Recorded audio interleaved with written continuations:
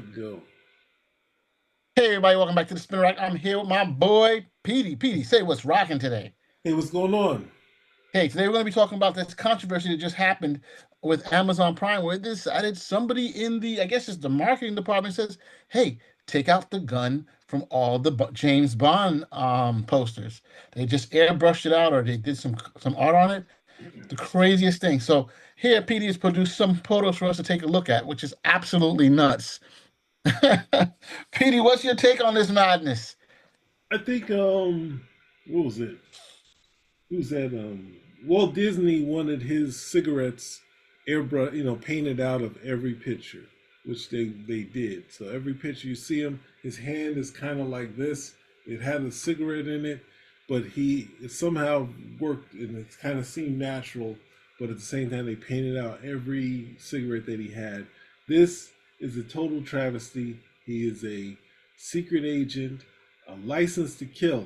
You don't take the license to kill and take the gun away from him because he looks like doesn't look like a strong fist, and it kills every shot here. So, and look at the gun holster, empty holster. Has been taking taking the gun away from his holster. So it's a It's a bad deal. It's very bad. it's a shame, man. It's like, yo, what the heck?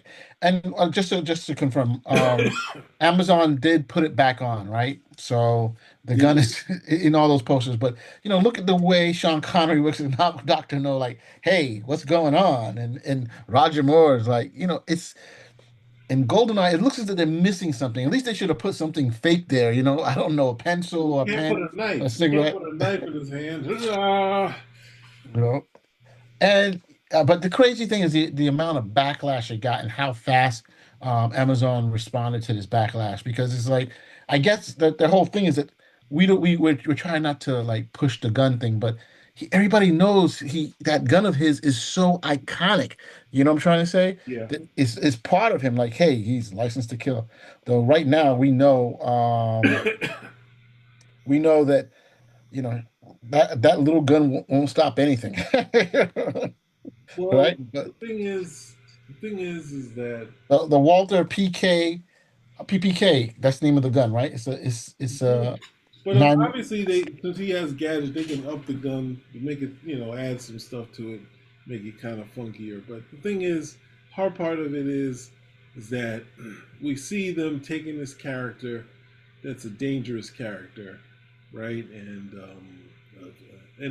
a sexual character, and then they're just gonna chop him down into something that doesn't work. Now, I think he was cleaned up a lot when he went from Sean Connery to Roger Moore, and Right. we cleaned up some more with Pierce Brosnan. But then the things that they did with the most recent, I don't know why I'm forgetting his name, but with the most recent, they made him a one woman man. They gave him a illegitimate kid, and he's not cheating on the women where they started the series. He only wanted to date married women.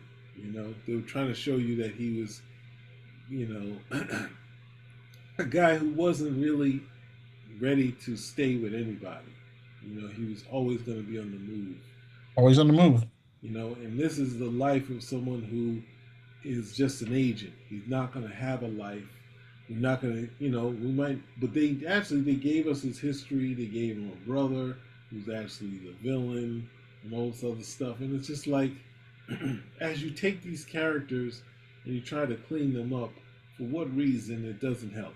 When you have him decide, he only shoots at people who shoot at him first, all that type of stuff. It just lessens the character. And now that you have more control, you're showing where you're using your control for is to clean it up and say, how can we market this so we can put these pictures somewhere else that we couldn't get in? So now we can put these things what else? And everyone sees it like, what? And they didn't realize that we weren't seeing these things in these other markets where they're able to market it, and they're like, no, we don't like it. So it's a they got it out there because any controversy is good controversy, but then they had to change it back. So Do you think they did it on purpose? You think they did it to do a controversy? No, not for the controversy. I'm just saying that I think at the end of the day they'll say, well, any controversy is good controversy, and then just accept it as, at least we got some buzz from that too, even though we had to put it back. But we found out the at least we didn't put them with a gun in all these markets, and then they come back to us and say we messed up. You know. Right. I mean, it's how could they mess up? You know what I mean? Because again, these are posters. If you look, I actually went through when we were at the con. I went through some classic Batman. I'm not Batman. James Bond posters, and Mm-hmm. every single one of them. I mean, all on down had it. You know, it's a look. It's what people expect. It's like James Bond is British. He has his PPK. He has his gun. You know, he's a ladies' man. Martini. You know what I'm trying to say? These are all things that you're going to see in his car in the show in the car, right? Because it's what's expected of him. And Yeah. to say, well, you know what, this is so offensive that we have to take it off. I mean, who is like sometimes you think like they do these things in shows, and I'm not living it, I'm not lambasting Amazon, but is the culture where people say, oh, that's just too offensive. And you're like, but we've been looking at this forever. You know, there's really nothing wrong with it, but we have to change it because it's just so wrong, you know? And not someone stopping and say, "Good grief, this is not as big as you think it really is." Mhm. That's what I'm talking about. Yeah, I mean, it is. No, it is bigger because I think that they just got the character full. They got more control of the character, and this is the first thing we see them do. Yeah. No, I agree with what you just said. You make a lot of sense there. The first thing they do, they're trying to sell it, but that's all I gotta say about that, So, man. what are you going forward? Obviously, they're saying they want a kinder, gentler James Bond. What more things can we see happening now? We've already seen him with the kid and not cheating on the woman. What do you think they're going to do next?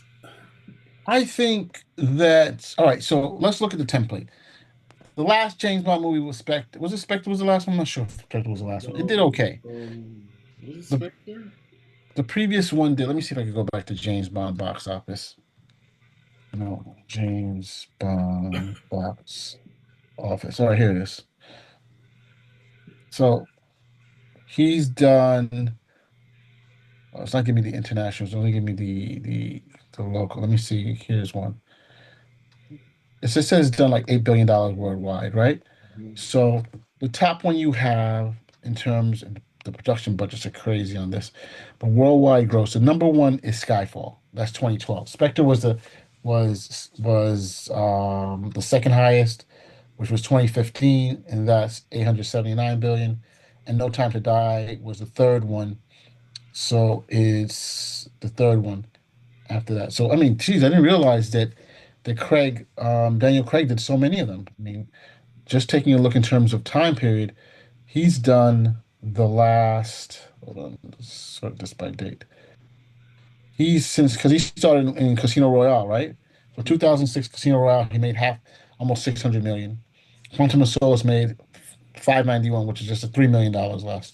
Mhm. Skyfall made 1,100,000,000, and then Spectre made 879 million. And No Time to Die, in the age after this pandemic, it did 758. It's actually really respectable, you know. So it did well under him, and he kind of like changed the Bond. I don't know to you, but to me, he changed Bond a little from what it was before.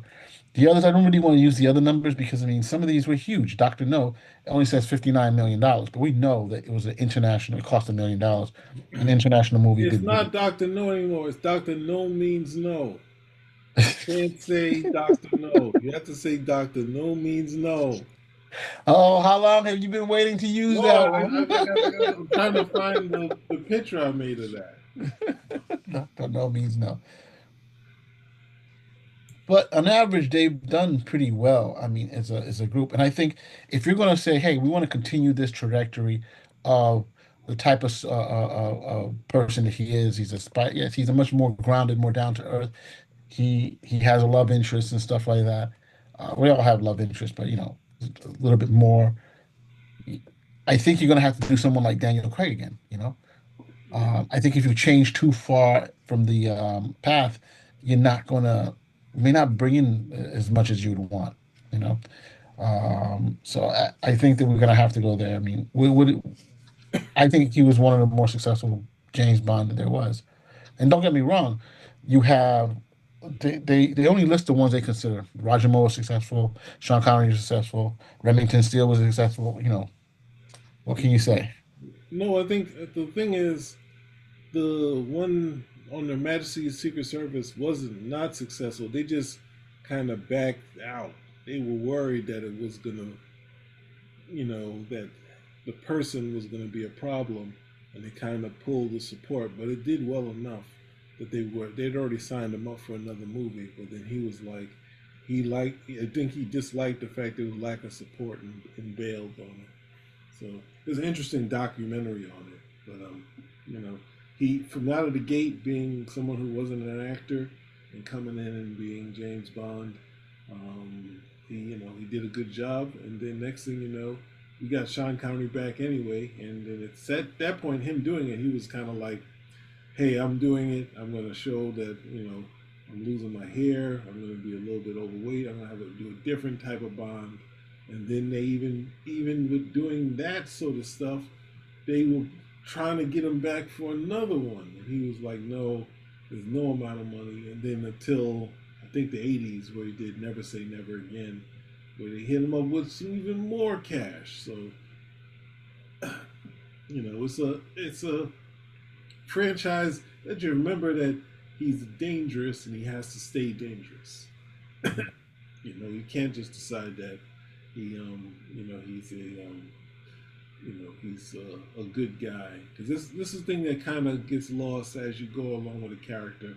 You can see in Mission Impossible where I think Ethan Hunt character was a kind of more of a risk taker, and then by we get to the eighth film, he's worried about people dying and saying, I can't allow people to die, any more people to die.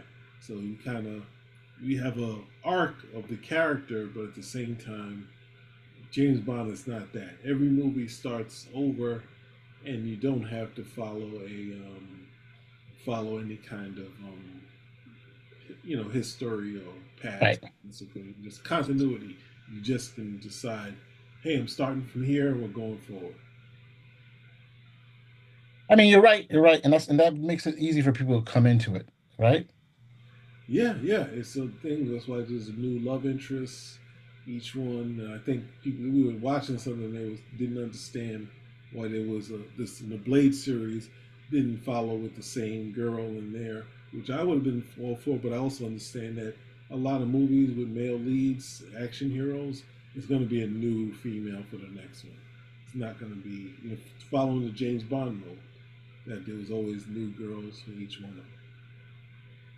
No, I agree with you. I think, and that may be and I'll probably do a Tron review. One of the reasons Tron didn't do as well as it possibly could have. You're going to do a Tron review without me? I've seen the movie. Oh, I said, well, we'll do a Tron review then.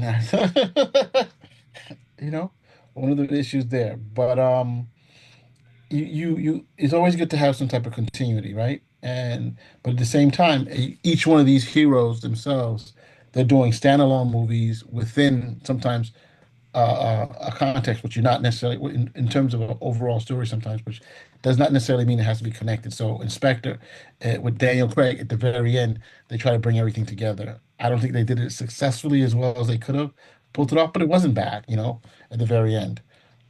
Um, but yeah, but hey, I'm glad they turned it back the clock. Overall, they brought it back to where it should have been. This whole stuff of like, oh, you can't put it out. I'm glad that they finally thought elsewhere, not elsewhere. They thought better of what was going on. So, hey, any final words? None. Just keep James Bond with the guns. Remember that he played soccer, so he likes to in the first Doctor No he kicks people at the end. They're on the ground. He'll kick them when you're down too. He's a soccer player too, so he got a mean foot action too to stomp you out. So he's a dangerous person. I understand. GoldenEye, that period was I always kind of call it a tourist trap, because it was you know he did have some edge, but he also was his weakness was women. one of his weak. He had his character's weakness as a woman with women, and his that sort of thing. Whereas, you know, Roger Moore was played more to the humor, and the style of the movies is what we do movies now. The one-liners, like James Bond made all this stuff famous, right? So anytime people kind of take it down and say, like when Triple X was out, they try to say the Triple X is not the thing, and having the guy in a suit and dressed up in nice clothes, and we see John Wick.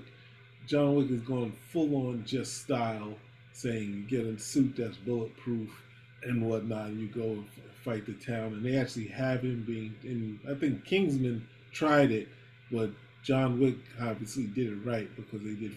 I guess it's like 5 movies and a TV series. So the style part of it is important, and you can do that. I think that the making it too much of the tourist trap. Don't go too crazy, but you should have cool locales and keep them dangerous. And you can't have Ana de Armas, the there was a Jamaican girl, and the other chick, and he doesn't sleep with any of them. He's faithful to the girl. You gotta have him. That's the thing. Like movies, it's not you can't play around with that. He's gonna it's like a friend of mine said it's an opportunity, even though it's an opportunity I couldn't pass up. So that's what James Bond is about. I like what you're saying, so I can't disagree with it. Yeah, guns, dangerous women, clothing. That's it. Yeah, yeah. And Hey, so if you I'll say this is my father. Almost everything from the Sean Connery ones, he was such a big fan. It led him to get his international driver's license. Led him to wanna travel to do different things. So this inspired guys. It didn't inspire guys to just be unfaithful. But during the 70s or 60s, the sexual revolution is happening. Just because we pulled it back doesn't mean that sex is not happening. People look at Seinfeld and notice that Seinfeld's with a different woman as the series goes on, and a lot of rappers are like, "Yo, these guys are hoes. They always got different girls."